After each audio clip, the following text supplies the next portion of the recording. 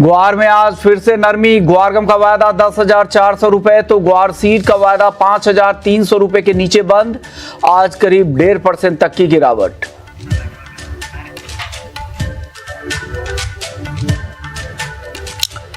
नमस्कार, स्वागत है आपका कमोडिटी फटाफट में, जहां हम आपको कमोडिटी मार्केट की खबरें तो बताएंगे, साथ ही आपके सवालों के जवाब भी देंगे। आपके पास कोई भी सवाल हो तो आप हमारे नंबर 9136934065 इस नंबर पे अपने सवाल हमें व्हाट्सएप कर सकते हैं। हमारे दो मेहमान जो आपके सभी सवालों के अगले आधे घंटे तक जवाब देंगे, कंवर सादरी हैं, सीईओ हैं अवांस एंटरप्राइजेस के, हरीश शाही हैं इंडियन मार्केट व्यू के, और साथ ही हमारे साथ दो और मेहमान होंगे जिनसे हम अलग अलग खबरों पर राय लेंगे। हमारे साथ सिराज हुसैन होंगे, एग्री इकोनॉमिस्ट और पूर्व कृषि सचिव भी हैं, और साथ ही प्रफुल्ल विठलानी होंगे, एस्टा के chairman, all India sugar trade association के। उनसे हम शुगर मार्केट का आउटलुक समझेंगे। लेकिन चलिए शुरुआत कर लेते हैं। सबसे पहले गोल्ड के साथ बात करते हैं। गोल्ड में आज थोड़ी नरमी जरूर दिख रही है, लेकिन क्या ये खरीदारी के लिए सही समय है क्या?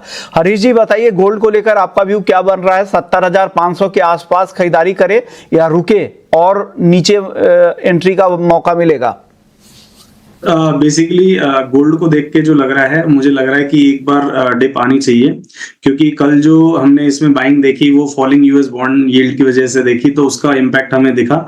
और अभी प्रेजेंटली हमें लगता है कि एक हम लोग डिप का वेट कर लेते हैं और जहां से हमें बाइंग मिलेगी, और वो जो डिप मिलेगी वो मिलेगी हमें अराउंड 70,400 के अप्रॉक्स हम लोग बाइंग सजेस्ट करेंगे। और इसके जो टारगेट्स रहेंगे 70,600 एंड 800, इवन 70,960 तक के हमारे टारगेट्स हैं। और वहीं डाउनसाइड रिस्क जो रहेगा वो 70,000 रहेगा, क्लोजिंग बेसिस पर रहेगा। और चांदी में, चांदी क्या फिर से 80,000 के नीचे आ सकती है क्या हरीश जी? अगर किसी को खरीदना है तो कहां पर खरीदे चांदी? सर चांदी का मैंने पहले भी बताया था कि बहुत अच्छा है गोल्ड की कंपेयर में, तो मुझे चांदी ज्यादा अच्छी लगती है बाइंग करने में।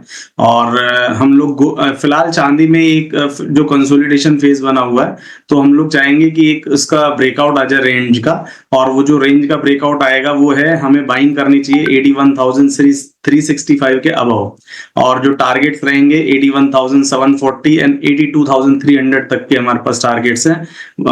वहीं डाउनसाइड रिस्क जो है 80,750 का रहेगा, तो 80,000 के नीचे तो मुझे एज सच लग नहीं रहा। बाकी आज बहुत ही स्ट्रॉन्ग डेटा है और कोर्स पीपीआई का डेटा है, तो लेट्स सी कि मार्केट क्या लेता है, करवट बदलता है। हाँ, जितनी भी डिप मिले हम लोग बाइंग में एक्सपेक्ट करेंगे कि बाइंग हो वहां पर। चलिए अगले अब सवाल जवाब का सिलसिला शुरू कर लेते हैं। हमारे साथ पहले दर्शक है जिन्होंने सवाल भेजा है, वो है रोशन फेरवानी है, कटनी मध्य प्रदेश से। सोना इन्होंने शॉर्ट कर रखा है 69,800 रुपए में। क्या करना चाहिए हरीश जी? 69,800 की शॉर्ट पोजीशन है इनके पास, क्या करें? सर 69,800 की अगर इनके पास शॉर्ट पोजीशन भी, तो इनका स्ट्रिक्ट स्टॉप लॉस जो है हाईएस्ट 70,960 का होना चाहिए, बिकॉज ये एक बहुत ही क्रूशियल रेजिस्टेंस है। अगर मार्केट आज ये लेवल क्रॉस करती है तो मुझे नहीं लगता कि अभी ये नीचे आएगा शॉर्ट टर्म में, तो शॉर्ट टर्म में हमें गोल्ड में फिर बाइंग ही नजर आएगी। तो यही एक स्ट्रिक्ट एसल फिलहाल फॉर द टाइम बिंग बन रहा है, जो इमीडिएट रेजिस्टेंस है 70,960 का। चलिए एक दर्शक है कृष्ण है, दिल्ली से, रेगुलर कॉलर है हमारे साथ। कॉपर पर ये जानना चाह रहे हैं कि कॉपर में क्या करना चाहिए। हरीश जी बताइए, कॉपर में कृष्ण को क्या करना चाहिए? सर कॉपर में जो हमारा व्यू है फिलहाल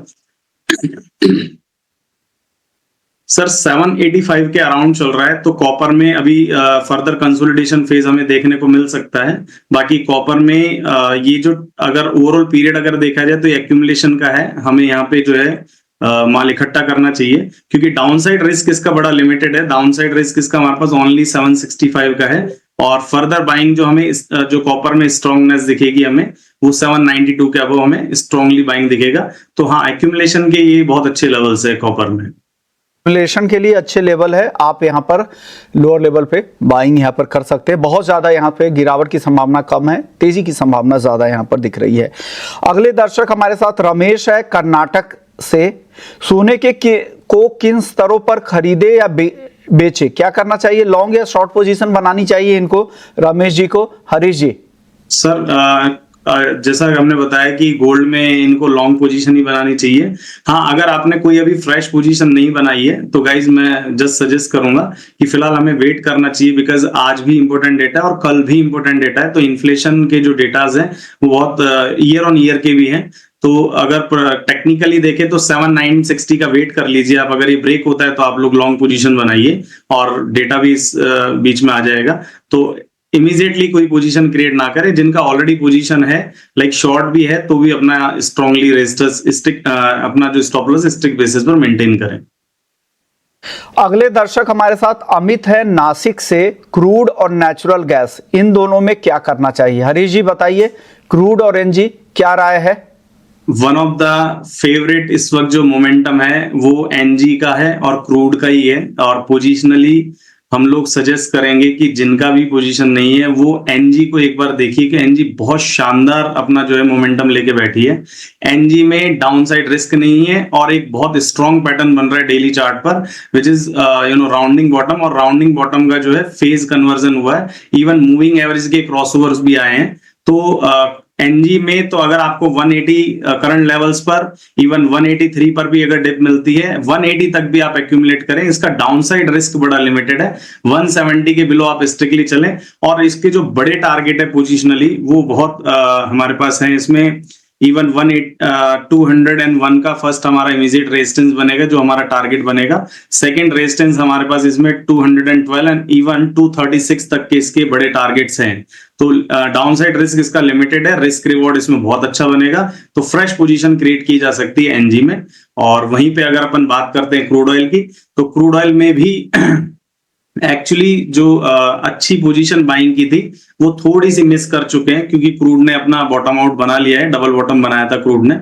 और क्रूड में जो हम लोग बाइंग सजेस्ट करेंगे वो अभी एक डिप का वेट कर लेते हैं। 664030 का आसपास हम लोग सजेस्ट करेंगे बाइंग के लिए इंट्राडे के पॉइंट से। और इसके जो टारगेट्स हैं 6823 6950 के हैं और इवन 7045 तक की भी टारगेट है। वहीं डाउनसाइड रिस्क इसका 6580 है। और क्रूड में जो ओवरऑल अगर बात करें तो क्रूड 7000 तक अप्रोक्स टेस्ट करेगा with in a few days. तो क्रूड 6823 के टारगेट के लिए खरीदारी की सलाह है। और एनजी पर ज्यादा बुलिश हरीश जी हैं, उनको लगता है कि 180 के आसपास मौका मिले तो जरूर ले। 170 का स्टॉप लॉस और पहला टारगेट 201 का है। अगर वो टारगेट अचीव होता है तो फिर 212 और 236 रुपए के टारगेट के ट्रेलिंग स्टॉप लॉस के साथ आप इसे होल्ड कर सकते हैं। अगले दर्शक हमारे साथ दिशांत चौधरी हैं जयपुर से।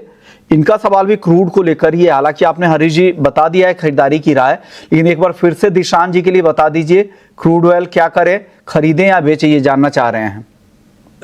फिलहाल हर डिप पर हमें खरीदना है। रीजन बीइंग कि एक सिमेट्रिकल ट्रायंगल की फॉर्मेशन है और वहां का जो बेसलाइन है वो वहां से बाउंस हुआ है। तो क्रूड में जितनी भी हमको डिप मिलेगी वो बाइंग के लिए बनती है। तो चलिए, बाइंग की सलाह यहां पर है। कॉल एक बार फिर से स्क्रीन पर दिखा दीजिएगा। 6823 के टारगेट के लिए यहां पर क्रूड खरीदने की सलाह हरीश जी की तरफ से है। चलिए, अब एग्री के बाद, नॉन एग्री के बाद एग्री मार्केट का रुख करते हैं। एग्री मार्केट पर बात करने के लिए हमारे साथ कंवर सादरी बने हुए हैं।